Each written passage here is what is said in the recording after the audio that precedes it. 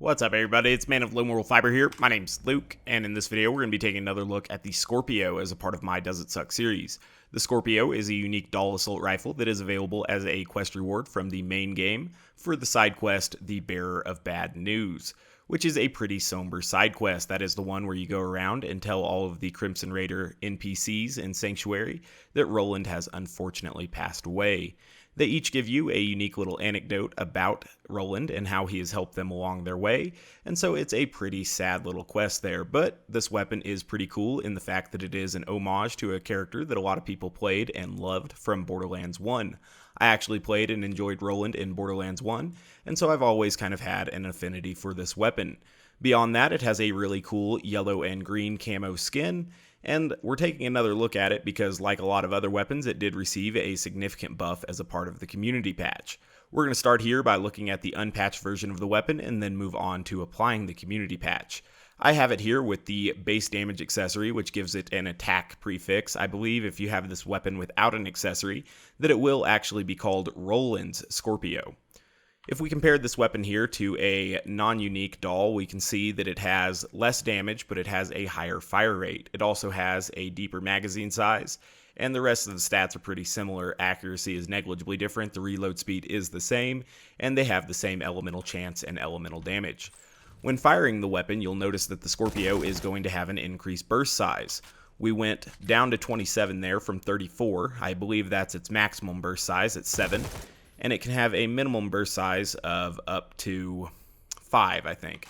So that time we actually got 8, I think. So maybe the burst size can get a little bit bigger, which is pretty cool. So that's kind of how the variable burst size work, but you're going to have a bigger burst size than the non-unique Dahl, which is going to have a slower burst, and it's only going to put out 3 rounds per shot. So this is a similarly built Dahl. If you have it with a different barrel, it might have a different burst size. This is the Jacobs barrel here, and that kind of matches the barrel here on the Scorpio.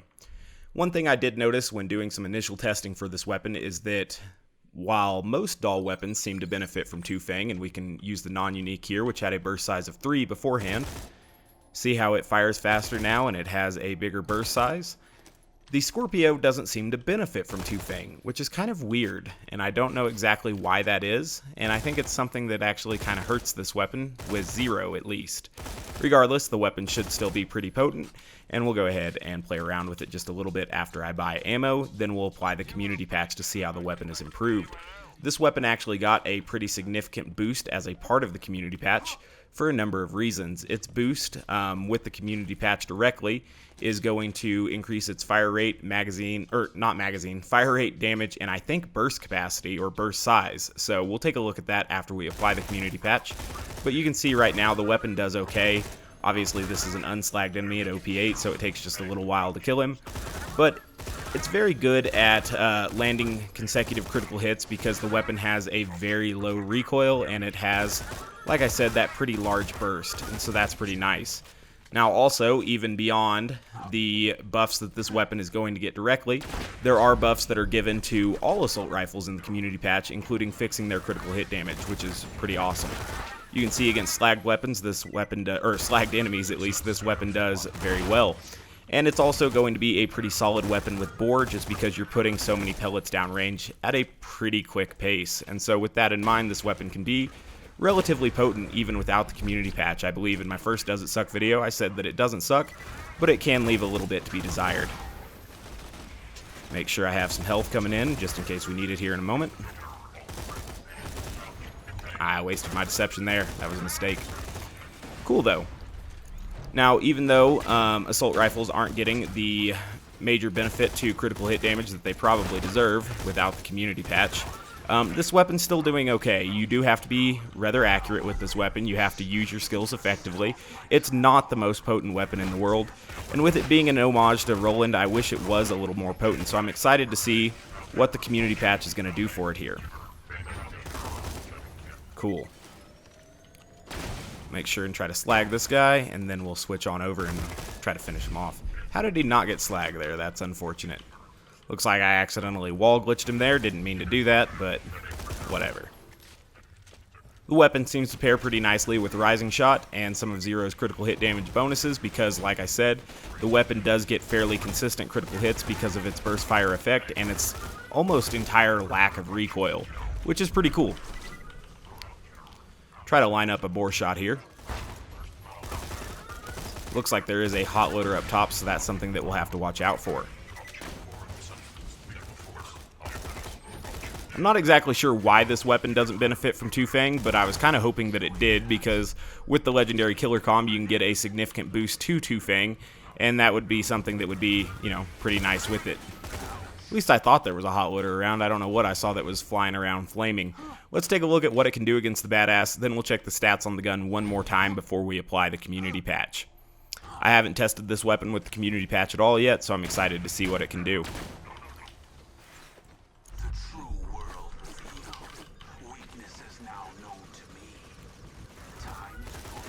So, very quick at disabling the super badass's arms there, which is pretty good. And then once the arms are off, we can easily maintain critical hits on that eye spot and finish him off. So that's pretty solid there, but you can see that the weapon does leave a little bit to be desired. Something's going on here where some enemy is glitched and is still showing my deception bores. I don't know what's going on there. It's kind of weird. I haven't seen that glitch before. I've probably seen it before, but I don't recall it being this apparent. Regardless, let's go ahead and take a look at these numbers real quick, and then we'll apply the community patch. We can see that it does approximately 215,000 damage, and it has a fire rate of 5.7. Let's go ahead and apply that community patch and see how it's changed. Maybe able to hear my dog walking in, trying to ruin my quality here as I record this video. Her claws kind of make noise on the hardwood floors. Her name's Maya. Alright. So we'll take a look at the weapon now. We can see that it's buffed to 250k damage, so a significant increase there. And it now has a fire rate of 6, so we should be getting faster burst fire, I would imagine. Whoa, and the burst size has definitely been increased, so that's pretty cool there. So that will help us line up even more critical hits as we use this weapon, and I think that's going to be pretty cool. Let's go ahead and buy ammo now. Obviously, the critical hit damage on assault rifles will have been increased, and so that's going to be awesome for us. Now, we should see significant increase in potency with this weapon because of the boost that it has gotten to its damage, and also, you know, the global critical hit damage boost to ARs. And then, even though this weapon wasn't ammo inefficient to begin with, it was a little bit because it took so many rounds to kill enemies, but we'll also get more ammo when we pick up assault rifle ammo. Man, that burst is quite long now, so that's pretty cool. One magazine looks about to take out half his health there, and so that's pretty neat. Now, I like how deep that burst is. This makes this weapon kind of cool. The recoil is still very, very minimal, even though it has that larger burst, and so that's pretty neat there as well. Make sure these enemies are slagged. We'll try to line up some bore shots if we can. Looks like we were able to, at least a little bit. And then once we have killer going, this weapon's now putting out quite a bit of damage. And obviously when you have a charging enemy like a bull loader or an exploder, that burst size is going to be really nice because it will help you disable them very quickly. That's pretty cool. This weapon is a lot better now, which I like because, like I said, I liked Roland. I thought Roland was a cool character, and so it's pretty interesting.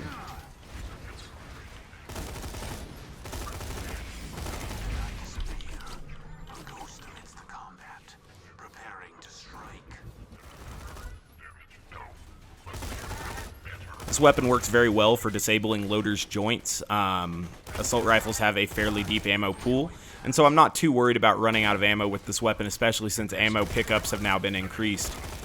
The burst size is pretty long. You can actually disable, I think, both limbs with one burst if you're quick enough on switching the, yeah, that's pretty cool. Oops, walked right into that eye blast. That was a mistake. Alright, so my transfusions came in. That was good. That is a very deep burst size that it has now.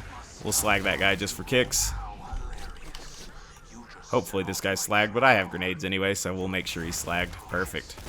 So this weapon is quite powerful now.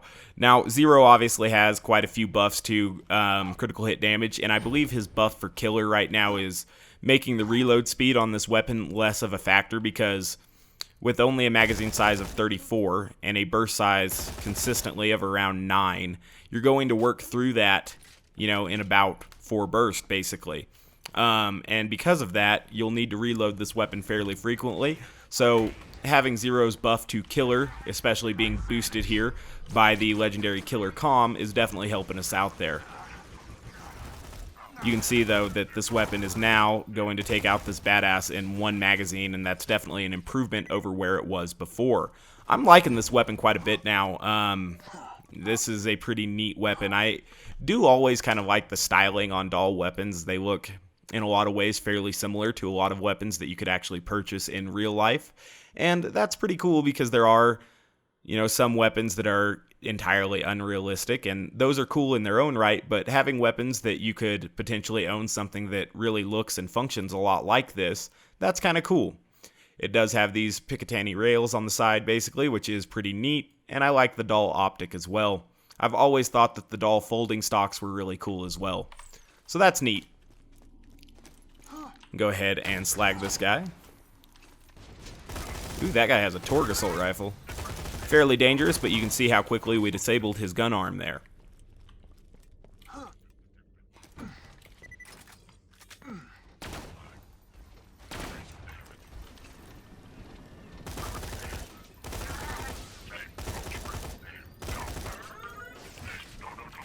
Go ahead and finish off this guy here and try to do a little bit better on the next one. There we go.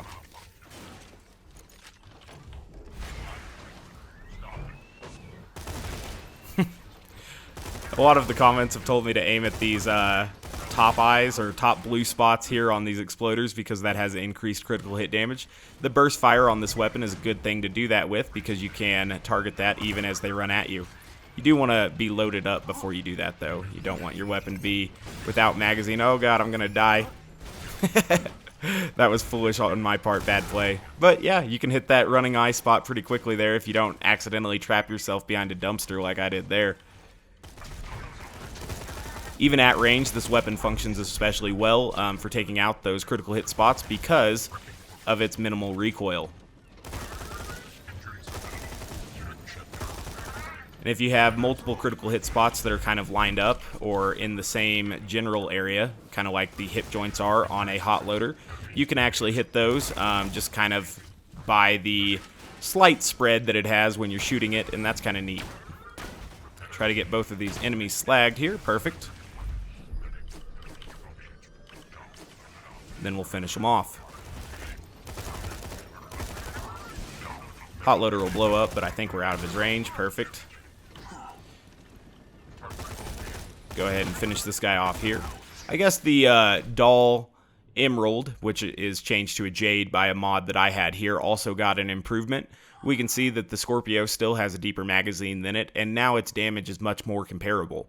It'll also still have a higher fire rate, so even though gemstone weapons did get better with the community patch, the Scorpio is still going to be a little bit better than it, in my opinion, and so that's pretty neat there. I would like for Roland's specific, signature AR there to actually be a little bit better than a non-unique AR, and so that's pretty solid. Finish this guy off, and then we'll get some health back off of this guy here in just a moment. Knock off his gun there. This weapon does pretty well. It definitely doesn't suck at this point. It's not as powerful as other options. Now, some people would say that we need to use ARs on Axton. I don't really know where that comes from. It's kind of a silly notion because, basically if they don't have grenade damage, I think that Zero's going to be every bit as potent with them, basically, even if you're using Axton's assault rifle specific comms, but this weapon does very well if you get those critical hits, and with its burst fire mechanic, I think that Zero's critical hit damage buffs, work out well for it. I'm gonna go ahead and finish this guy off. Make sure we don't get wrecked by his rocket attack there. I haven't really done any firing with this weapon while not aiming down sights yet, but we could test that out against one of these enemies when we get up closer to them. I imagine at range that the accuracy is not going to be as good. Looks like we have a hot loader here, so we'll need to get our hot loader slagged. He's a priority target. take out that arm so that he can't put a fire dot on us, and then we'll get ready to full auto this guy if he doesn't punch me away. So the weapon does okay even when you're not burst firing there, which is pretty solid. It does have a nice fire rate, even without, you know, the burst fire mechanic. On the card, I believe it's listed at 6 right now with the community patch, which is pretty good. We'll take out this enemy here. We'll get this hot loader re-slagged if we can, and then we'll finish it off with a nice burst. So that's pretty cool there. This weapon probably benefits from Two Fang when you're not aiming down sights. Again, I don't really know why its burst fire mechanic is not affected by Two Fang, while most Dahl weapons are affected by Two Fang as far as their burst size. So that's a little bit weird, and it's kind of disappointing because it would definitely be something that could benefit this weapon. But the weapon is still plenty potent right now with the community patch. I mean, it's doing very well here in the Washburn Refinery. Not as potent as some of Zero's other options, but still a viable option, certainly.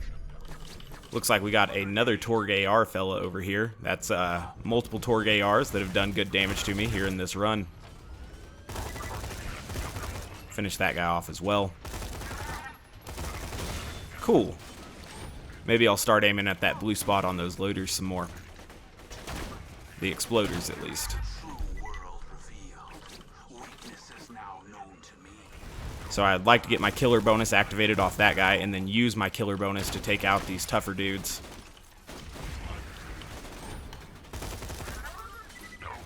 Didn't have the killer bonus for too long on that. I probably should have reloaded with the killer bonus. That was my mistake there. Alright. So we'll move forward here and see what we can find out against some of these other enemies. I should have brought in a shock one against Hurley. That was my mistake there. I've already thought about that. It's not even too hard to give in a shock one, I just always forget. Not always, but a lot of the time.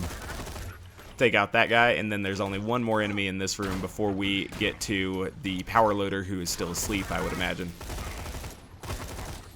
This weapon's pretty fun to use. We are getting low on ammo at this point. If we open this chest, I'd imagine we get quite a bit of assault rifle ammo back. So somehow this guy got woken up. Let's go ahead and use the non-burst fire against him. And it works fine if you need to just full auto an enemy who's kind of barrel stuffing you. It can be a little bit hard to ADS against an enemy who is right on top of you like that sometimes. So that's a nice option for using this weapon when you're not at range. So that's pretty cool there. Now we've made it all the way to the ammo machine, so we might as well stock up on ammo before we proceed, and that will get rid of all of our ammo worries. Going to be quite a few enemies here in this room. They no longer scale to 4-player health, so not a huge deal there. We should be able to take them out fairly easily. One burst there on the mini-boss, but he doesn't have a ton of health, and he's basically one giant critical hit spot, so it stands to reason that we'd take him out if we put a big burst into him like that. Whoa. Strong gun on this guy, too.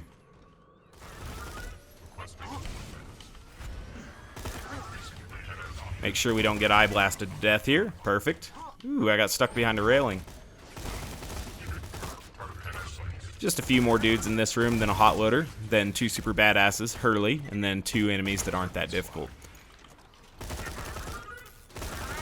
You can kind of sweep across an enemy horizontally if they have the horizontally aligned critical hit spots like most loaders do, and manage to hit some critical hits like that. I like this weapon now. I mean, it's still not the most powerful weapon in the world by any means, but it is pretty solid.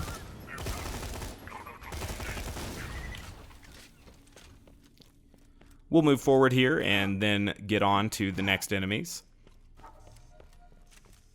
I'd imagine it would be potent with Axton as well, but I like it with Zero. Go ahead and blow up a few of these barrels before we proceed here. This weapon is a pretty effective barrel killer, which is good. It's always something that you need to watch out for. A couple more barrels for us, and then we'll take on these hot loaders. Or not hot loaders, badass loaders. One spawned up here, and the other one spawned way over there. So, I guess we'll take out this one first. Should be able to easily disable both of his limbs there, which is good. And I don't think the other guy can shoot at me very easily, so we should be okay here to finish this guy off.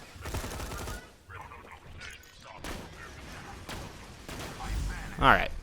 So, somehow the other guy did get in range of me, so we need to watch out for that. Alright, so that guy's finished. We will kill this guy in a position where we will be ready to fight Hurley once he spawns in, because obviously Hurley became much more powerful as a part of the community patch.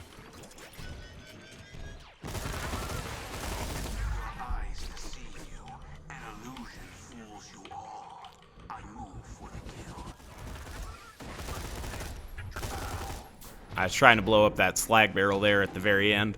I don't think I hit it, though. So here's Hurley. We should be able to wear through his shield pretty quickly, even though we're using corrosive, because until his shield is down, his rather large critical hit joints on his shoulders should be active, so we should be okay to hit them there. He's doing barrels right now, and they're hitting that,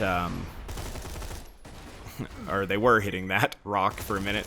Wow, it's not dealing as much damage as I thought it was going to do to him. Which is, you know, a little bit worrying. So now he's actually in range of his machine guns here, so we'll have to be a little bit wary of that. Get some kunai on him. And we'll continue to work through his shield here. We'll wait out his high fire rate attack here in order to preserve our safety, just to make sure that we don't get absolutely wrecked by him here. We are most of the way through his shield at this point, so that's good. Once we get through his shield, we will knock off those arms and he'll die a lot quicker for us.